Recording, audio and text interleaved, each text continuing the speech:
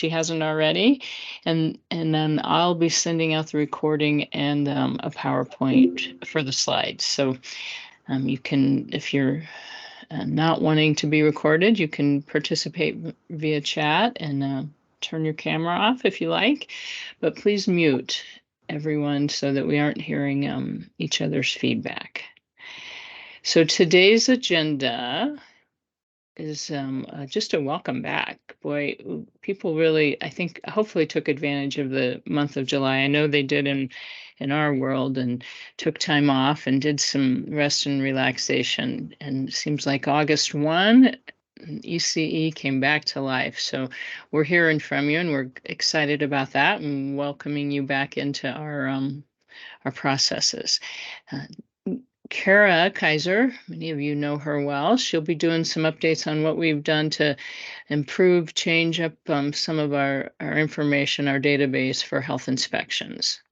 And then we'll give some time for any of the partners, the Early Childhood Council. If we have anyone from the Colorado Department of Early Childhood on, we love to hear from them.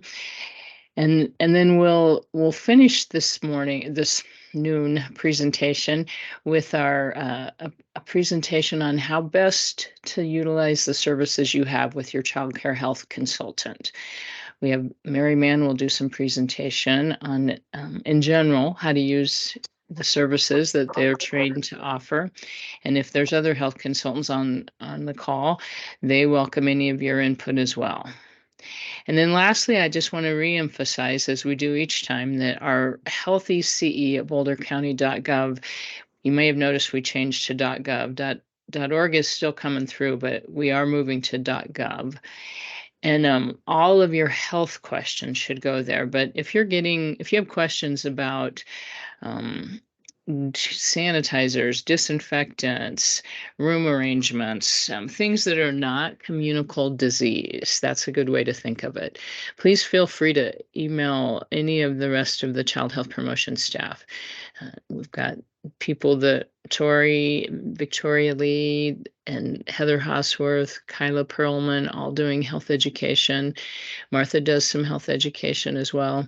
And Kara and I are still here too for all of your other questions. So make sure you use the Healthy CE for communicable disease. You've got people that are displaying different symptoms, you're wondering about reporting and so forth. That's your number. So I'll go ahead and get us started with Kara Kaiser. Kara. Thanks, Jane. Sure. So I just want to let everybody know we did just recently switch over to a new database. And, you know, for those who have had inspections recently, there was a little bit of transition quirks, but I think we're getting it all figured out. But I just thought it would be helpful to share this time today to talk about some of the changes that you're going to see with the way the report looks and also in the way that we're doing our billing. So Jane, if you don't mind switching the slide. So this is the health inspection form. This is what it's going to start looking like, which is a little bit different than what it looked like in the past.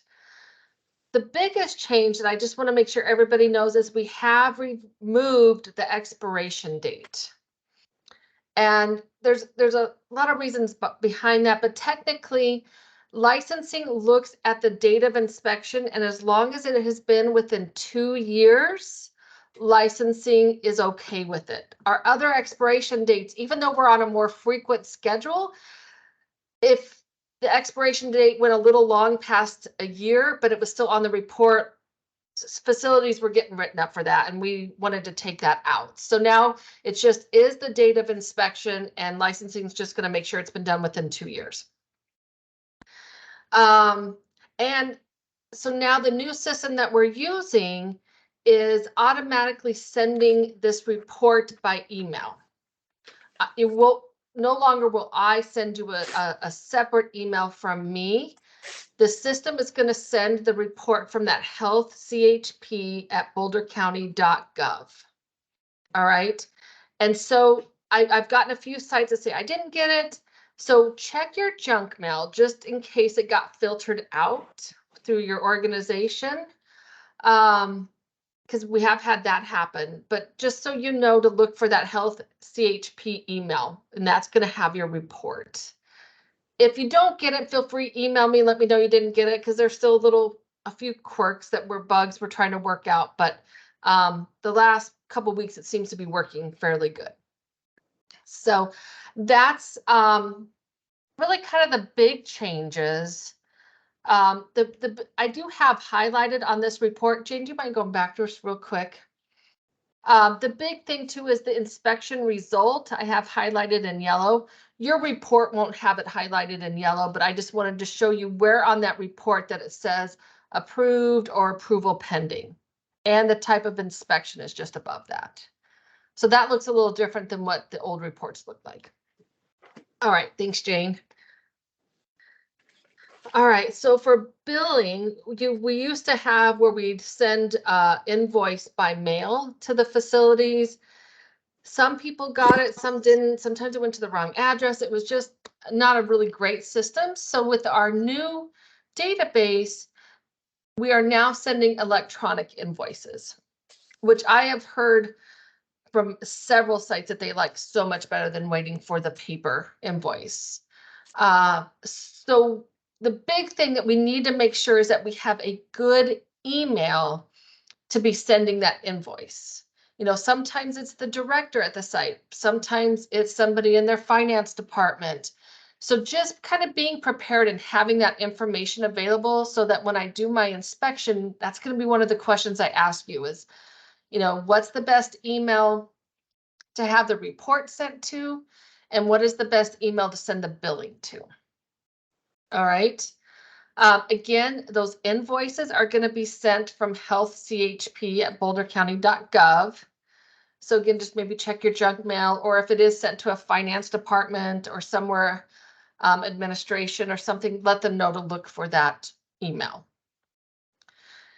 The really kind of exciting thing about it is, if we can get excited about payments, but is the payment options. In the past, it had to either be a paper check or you had to call in and we had to go through the credit card transaction on the phone. So now you're able to make those payments online. So as soon as you get your invoice, and they're off to the right where it says pay online, just below that is a link that is going to take you specifically to your invoice. And from there, you can choose whether to use a credit card or an electronic check. There are fees, and you can see there's notice of fees, so it kind of explains the breakdown of what the different fees are for each one. One of the things that I find just a little bit confusing, and I highlighted in pink, is that when you go to make your payments, they are going to ask you for a program ID number. And it's just this random number, but it won't necessarily, it probably will not be highlighted on your invoice. I'm just doing this more for demonstration, but that is the program ID, so that when you go in and pay it, hopefully you're prepared and have that number. I have heard it works really well. So if you have questions or you're having issues, you know, let me know and I can try to help you through it. The other option is you can still pay with a paper check if that's your preference. But I have seen that the majority have paid credit card and e-check because of the simplicity of it. So those are kind of the two bigger changes that you'll see coming from this point on with our inspections. Jane, do you have anything else to add? No, I just want to add that this health CHP stands for Child Health Promotion, and it's not an email that we can, even if we wanted to, we can't respond to it. So if you have questions, that email won't be effective. Yeah, good point, Jane. Thanks. I forgot to mention that. Yeah. Yeah. So you would have still to send us a separate email. Yeah, and that would go to either Kara or myself, which I think most of you have our emails. So that's sort of an empty, just a email that isn't automatically and associated with our database. Yeah. And so I did just see an email from Susan. So by eliminating the expiration date, it has not changed your inspection schedule. We will still stay on the yearly inspection if that's what you have been on for a while. It just is giving a little bit of leeway in case we're not right there prior to that 1 year. Like I couldn't have had. So I just wanted, so we're still gonna stay on the once a year, but we just took the expiration date out so that it's less confusing for licensing and for the provider. Kara, there seems to be someone's unmuted. If you're not muted, we're hearing. I just love walking around down there too. It's dirty. Oh, well, Could- yeah. I found it. Maybe it's Maeve, yeah. Yeah, I'll just, did you mute her, Jane? Nope, but yeah. I did. Thank you. Thank you. Sorry about that. I know sometimes it slips and we start to Yeah. hear your conversation. So, yeah, yeah, I wanted to mention that as well. If you have questions, put them in chat like Susan just did. And Martha or Kara can keep an eye on that. I can't see chat from this angle, but please go ahead and put your questions there. Kara was answering the question regarding the removal of the expiration date. And Susan also asked, is our program ID the same as your license number? No, they are not. They are very different. The program ID is assigned through our new system. So that's why it's important when you go in to pay that you have your invoice with you so you can provide the payment system your program ID. Yeah, good point. But anyways, if you have questions, reach out to me. I'm happy to help. And like I said, as I come out and start doing more inspections or we're doing it virtually or whatever, I will need those good emails. So just have that in mind so that we can get the system set up correctly so that there's not any lost invoices or inspection reports. So thank you. Thanks, Kara. And what we've learned through years of this, but especially during COVID, is the emails that are assigned to a person are the ones who get lost in the system when that person changes emails, changes location. So if you all could assign emails to your program, that usually makes it a better, more sustainable email. All right. Thank you, Kara. And this transition, we've been learning a lot. So I can't see who's logged in, but I'm assuming that Jody's here for CCAP and has any updates for us. Hi, thanks, Jane. Yes. Sure.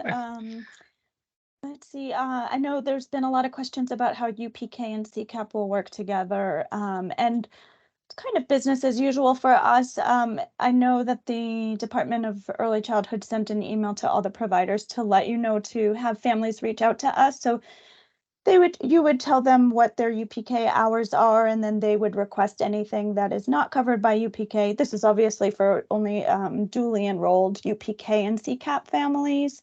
If they, have needs outside of what's covered by UPK, they can let us know and we can authorize care for that. So let me know if you have any questions. I'm going to put some information in the chat for you to share with families as well right now. And then the new enrollment confirmation feature in ATS, just please check your children's list, especially during this busy time, and reject or confirm any of the enrollments. And this just helps us avoid any recovery payments for absences that pay out when children are not enrolled.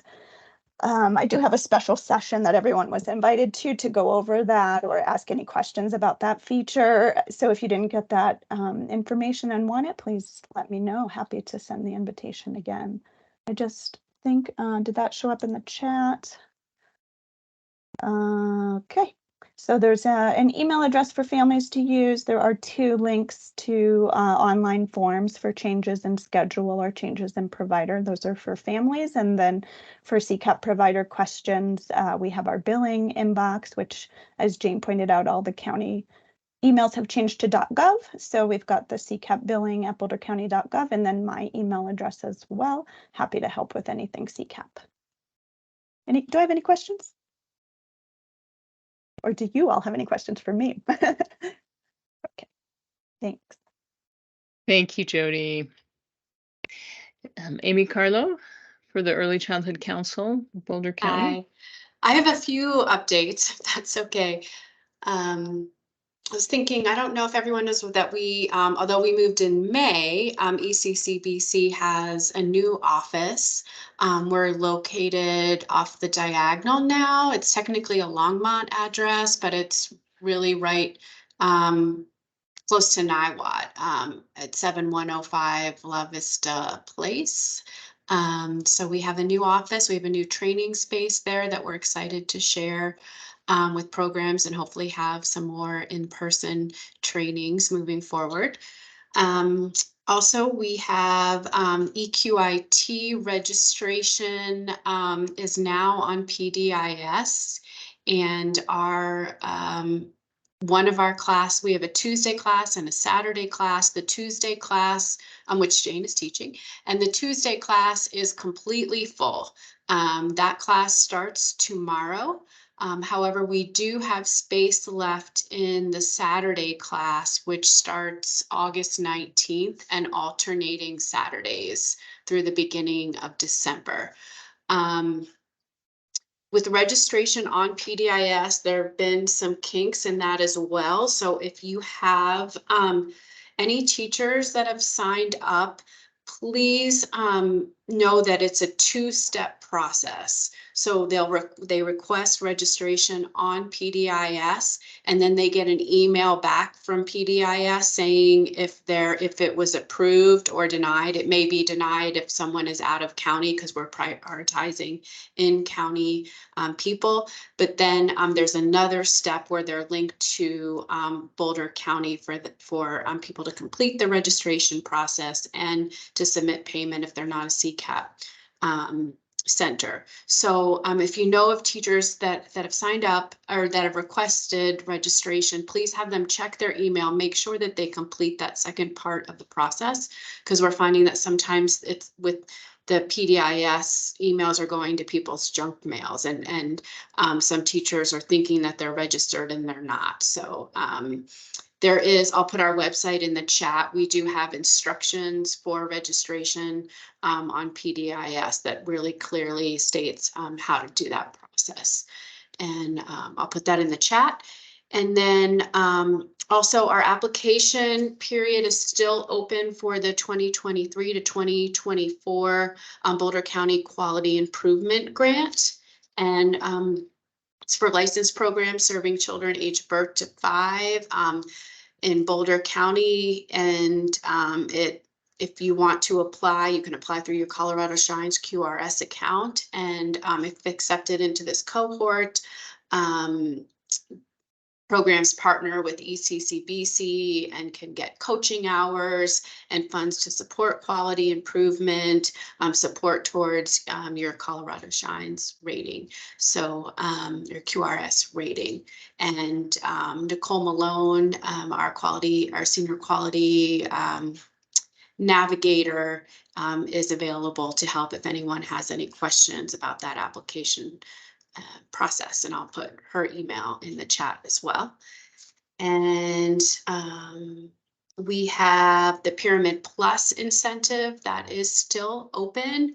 And the Pyramid Plus incentive is for people who have already completed the Pyramid Plus class from last fall up until the beginning of August.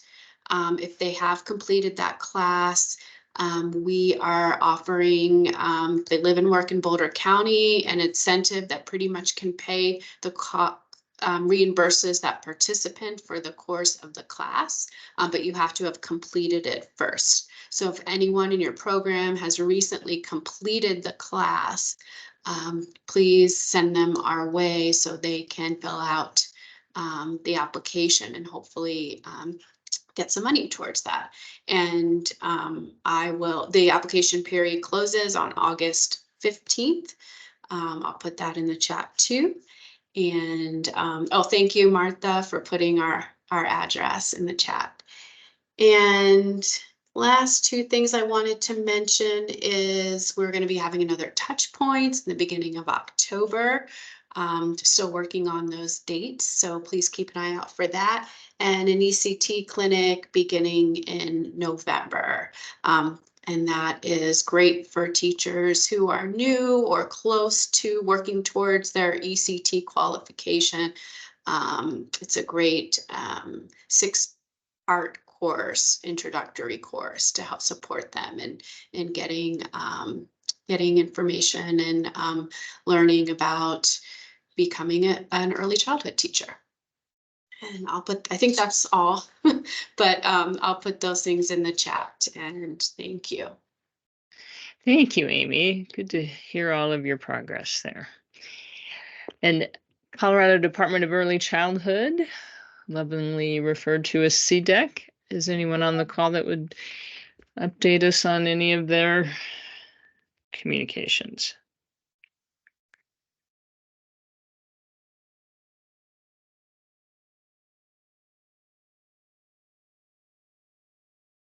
And going back to Amy, I think there's a question for you in the chat, Amy. Oh yeah, I was just replying to that. Yes, that they would still qualify if they live or work in Boulder County.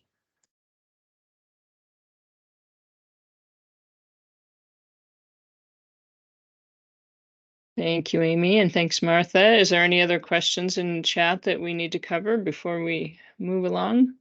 It doesn't appear we have anybody from CDEC. I'm sure they're quite busy.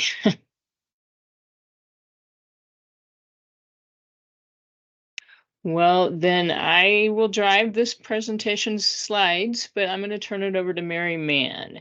And I just want to emphasize that one of the reasons that we decided this would be a good use of our time with all of you today was that the child care health consultant, which is a requirement for child care programs, kind of lost some of their contact, or we felt like people weren't using their health consultant as well as they could during COVID. We were the primary health source of information, we being Boulder County Public Health, CDC, Colorado Department of Public Health and Environment. So we wanted to just bring this back to your attention and ensure that we work closely with your health consultants. We partner with them, and they are your first line of communicable disease, because they know your program, your teachers, your children.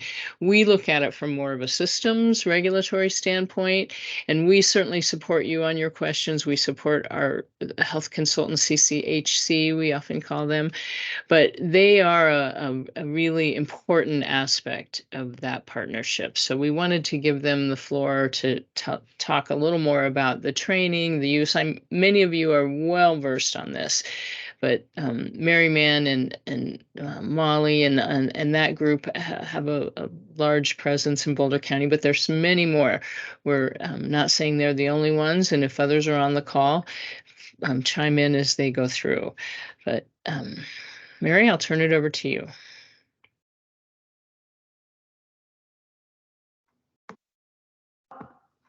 Thank you, guys, and thank you for inviting us to be on this call today. So I'm just going to go right into it.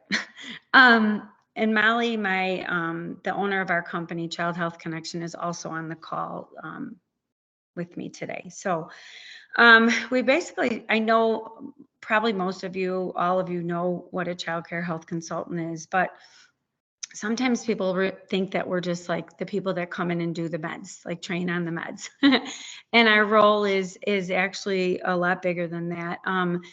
We definitely are medical professionals. We work with the child care centers and any issues affecting the quality of the child care, to promote general health and safety, as well as supporting you with any special health care needs. So if you had a child that was a diabetic or has seizures or has a G-tube or any of those special needs, you would let us know, and we would meet with parents, develop a care plan, and then train the staff on how to care for them.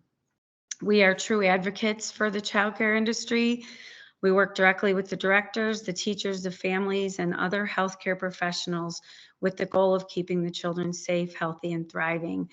I know just with the child cares that I cover in Boulder County, the 23 that I have, we have a very, very good relationship. So Jane, just to kind of add on to the COVID thing, during COVID, we were actually on the phone all the time with the child cares because all the policies kept changing and stuff. And, you would, 1 minute it would be the exclusion was this and that. So it's something that I believe in, building strong relationships with all the child care partners.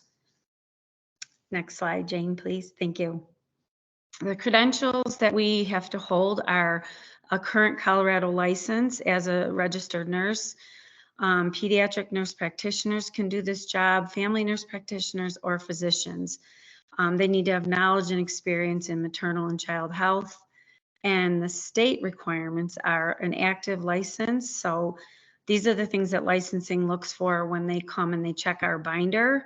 We need to have an active Colorado license, the current CCHC course that Healthy Childcare Colorado provides and gives us.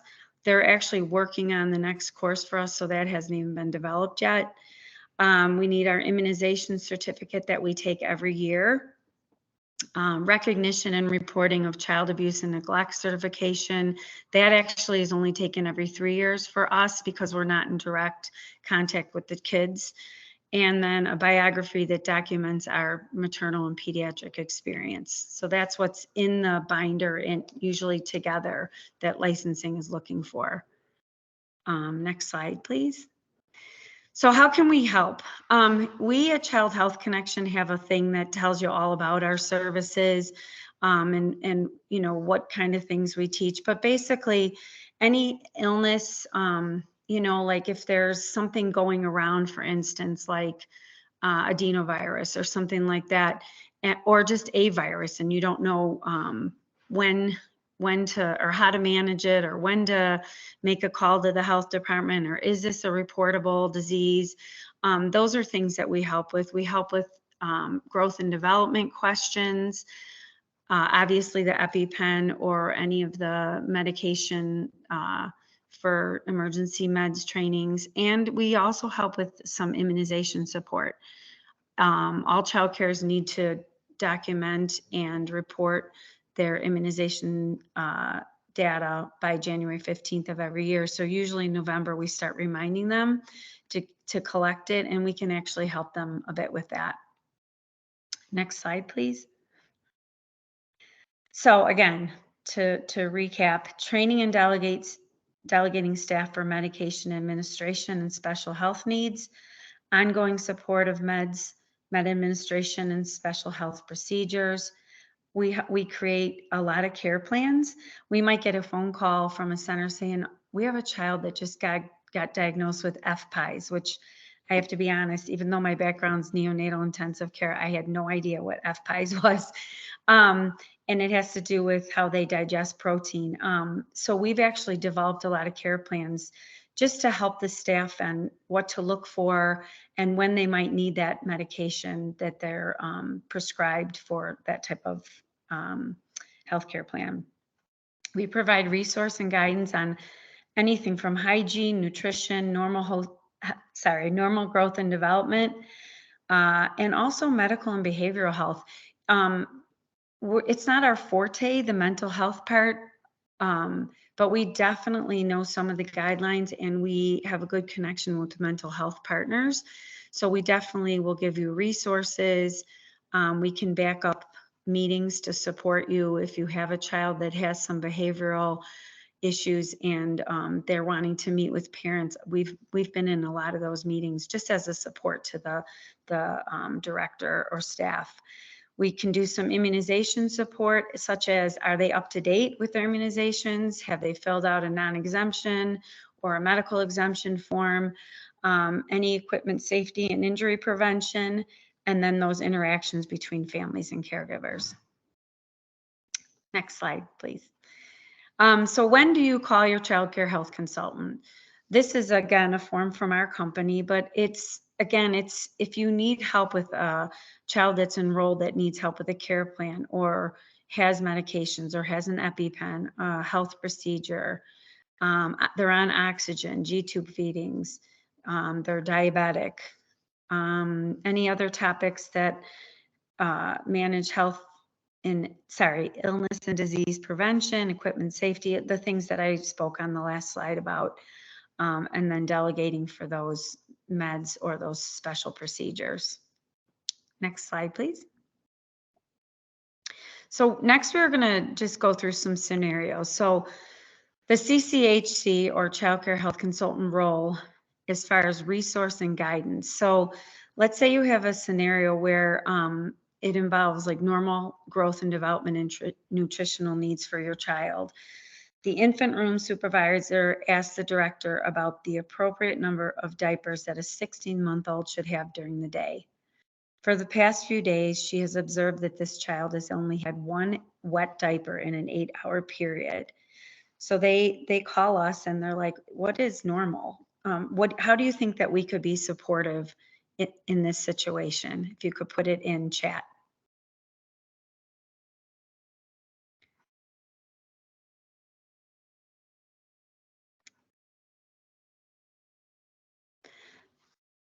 So a lot of times what happens is they'll call with questions like this, the director or a staff member, and they'll just say, you know, what do you think about this? Do you have any resources?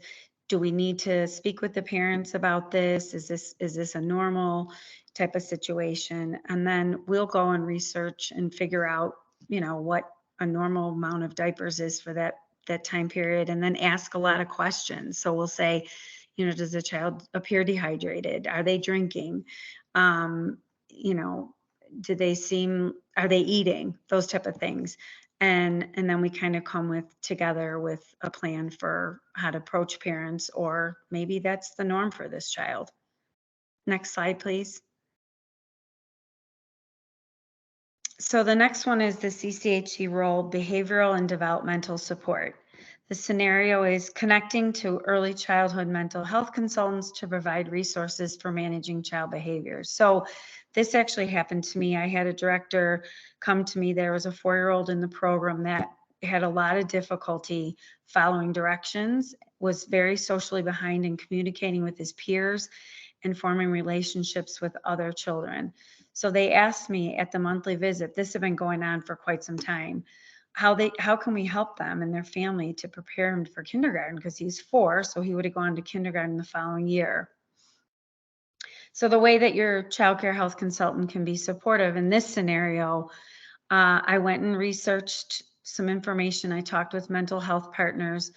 I came up with some literature and guidelines, and then I sat down with the director the day before that we were going to meet with the family, and we just came up with a plan. She did most of the talking. She knows the family way better than me. But I was there just to support her and say that, you know, the most important thing in these type of children is to get early intervention. And then gave her resources, and then talked about a follow-up appointment to see if she needed anything else. So that's another area that we can help in. Next slide, please. Okay, so the child healthcare consultant role, and this one is injury prevention and management. This for some reason, I got a lot of calls for this summer on head injuries. So a director called me and said there was a child who had fallen and sustained a head injury. The staff called the parents and they took the child to the emergency room. The way that your child health care consultant can be supportive in this situation is I reminded them to do a concussion assessment. So that's something that, you know, each month when I go in, I usually have something to present to them that I've learned about in the community, or I've want to remind them about. And concussion assessment was something that I was reminding back in like March and April.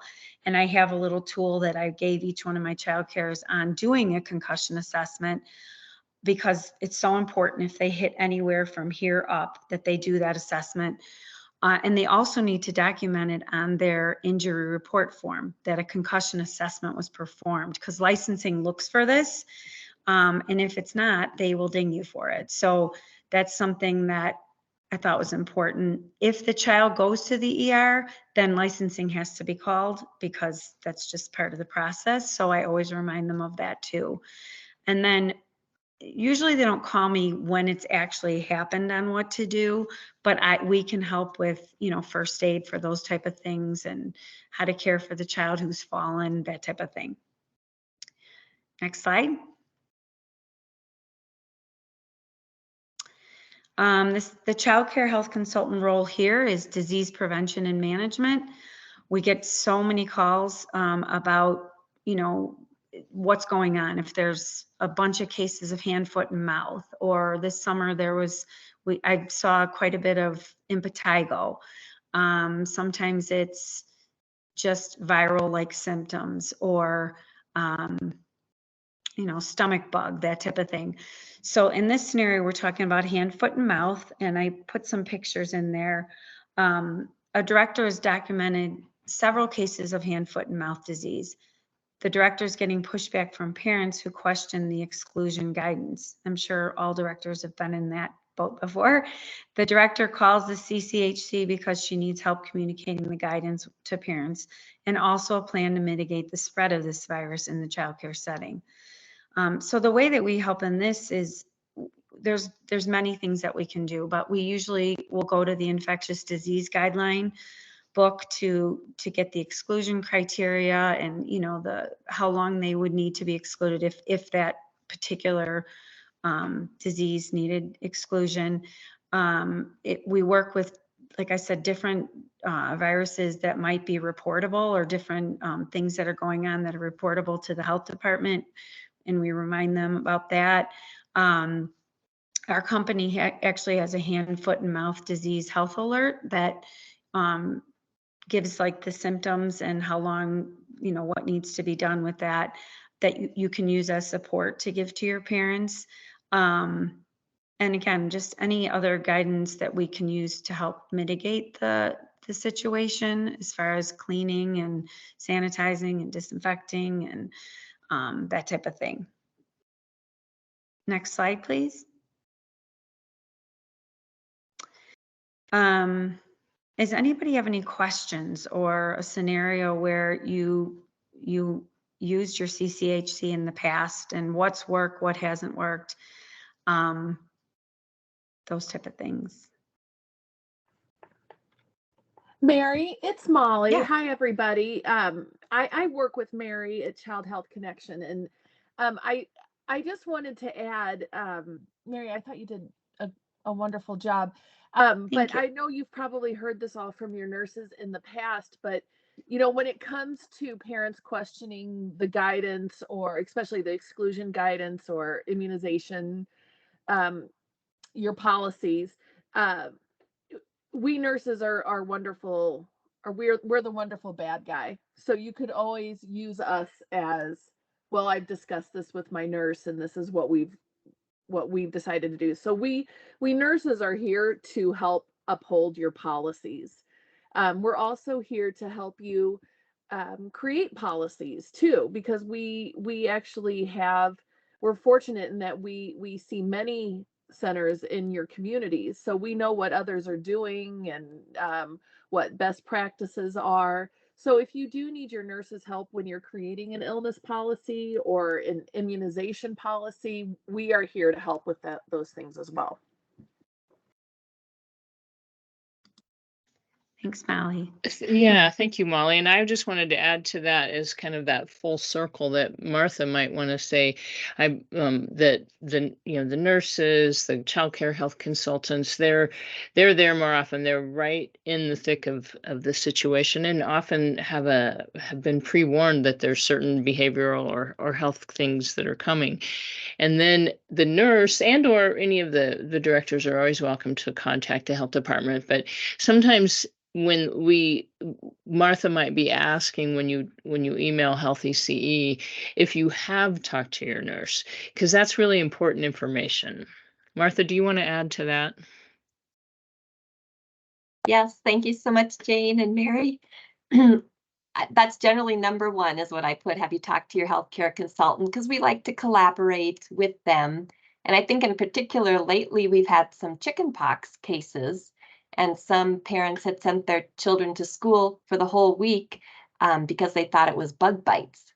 And so, and then another center thought it was hand, foot, and mouth, because it's really hard to distinguish with those little dots on your kiddos' bodies. Is it chicken pox?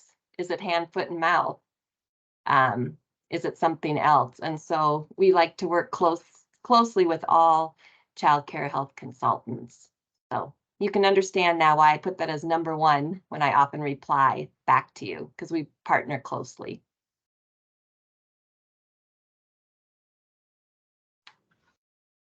Thank you, Martha. Are there any questions or scenarios or maybe clarifications that anyone on the call?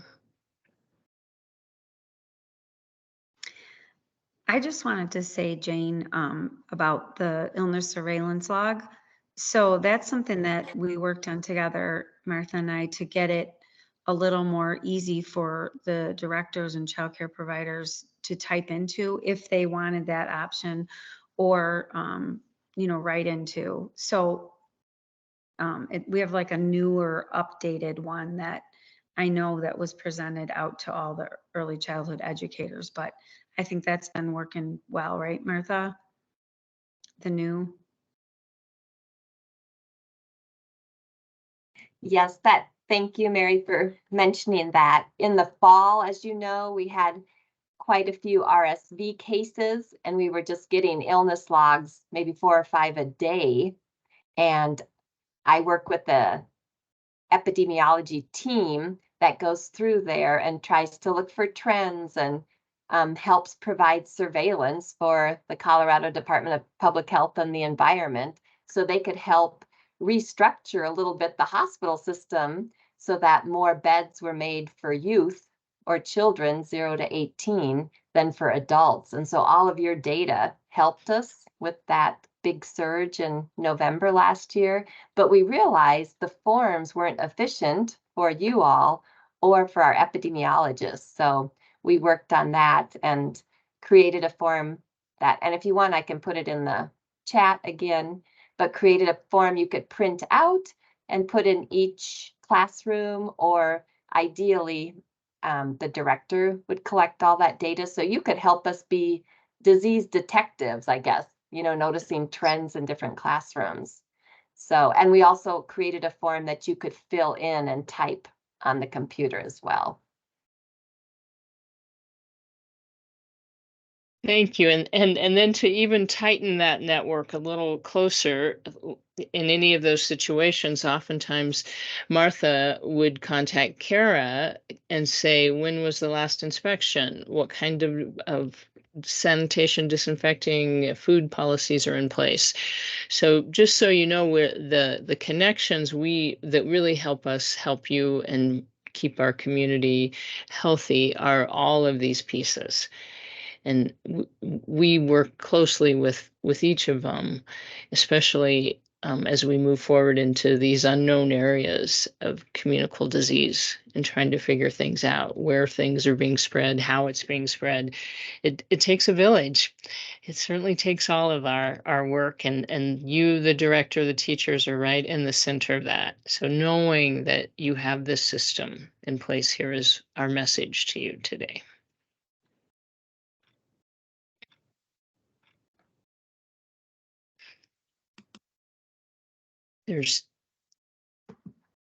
Thank you to Mary and Molly for the work you do, and all of the child care health consultants. They work really hard to stay abreast of the change. It's hopefully slower change, but the changes that were in place. Is there any other child care health consultants on the call that would like to add anything?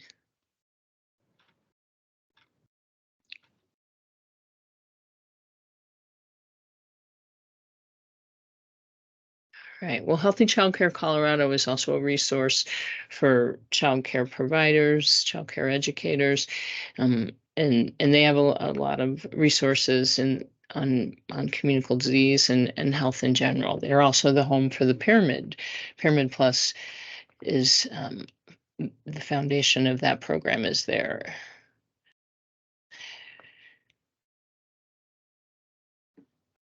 And I think, Mary, you wanted to close with this last slide? Yeah. So we just wanted to say that again, we're really appreciative to work with all the childcare centers. You, Martha, and epidemiology, I reach out to all the time, and all Jane and Kara and all the health department team. Really, I just think we, like you said, we have to do it all together. Something, Molly, did you want to talk about this one last slide? It's just kind of our way of saying thank you all for all that you guys do. That little flowery sign that says you are so important, that is absolutely how we feel about you, because you do pick up on signs of possible underlying medical or developmental concerns. You're the first ones to see these things many of the times. You also identify the needs of the family. There's possible abuse or neglect going on. I had one center years and years ago where this baby just was not developing properly. The mom kept taking him into the doctor because the childcare, the infant room supervisor asked her to. Doctor came back with normal growth and development, and until he finally had a seizure. And it turned out that he was being severely abused by a member of the family, and had marbled brain matter.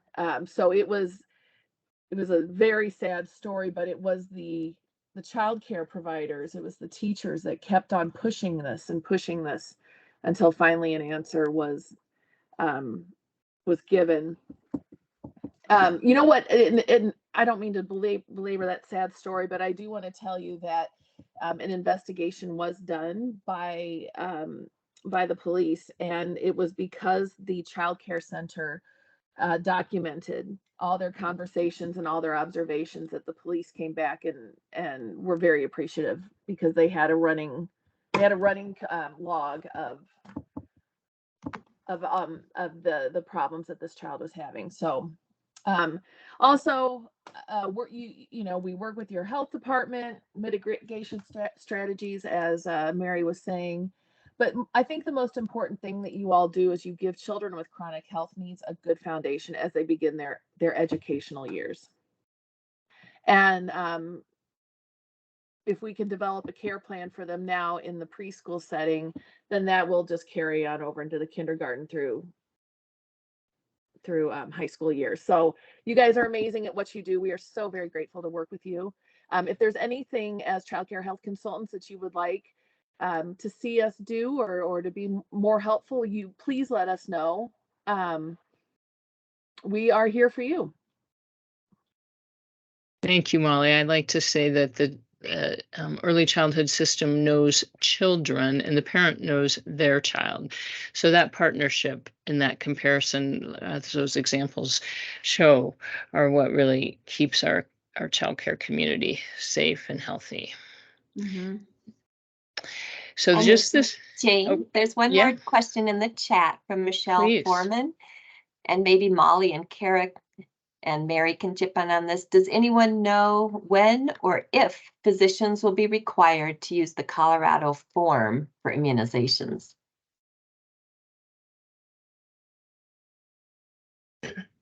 This is Kara, and I am not, I don't have that information. I could reach out to our immunization department and see if Marcella has any better guidance on that.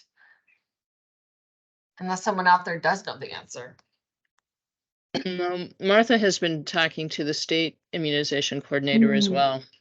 Mm-hmm. Sarah Lopez. Yeah, Michelle, I'd be happy to reach out to her and get back to you. Could you put your email address, Michelle, in the chat? Thank you. There has been some changes along those lines. All right, any other chat questions we've missed?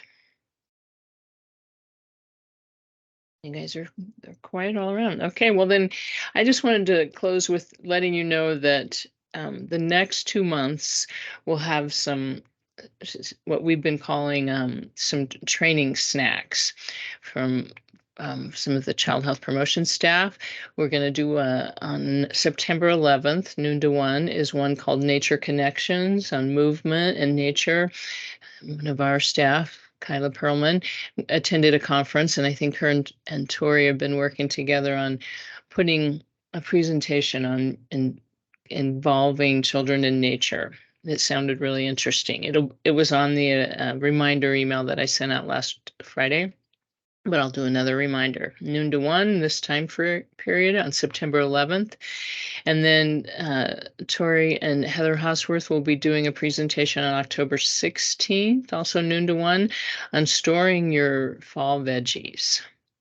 So mark your calendars and I will send reminders. And then we will come back and talk with you again on November 13th as a health education, communicable disease content, and using the Healthy CE for any of your questions on health, and using our emails, our contact for anything else that you have. So if there's no other questions, then we will close for today, and I'll send out the recording so you can share that with people who weren't able to attend, and I'll send the PowerPoint as well. Thank you all. Thanks for all that you do, and we will be in touch soon. Thanks, Jane and Martha and Kara and everyone. Thank you, Martha. That was a great presentation. You did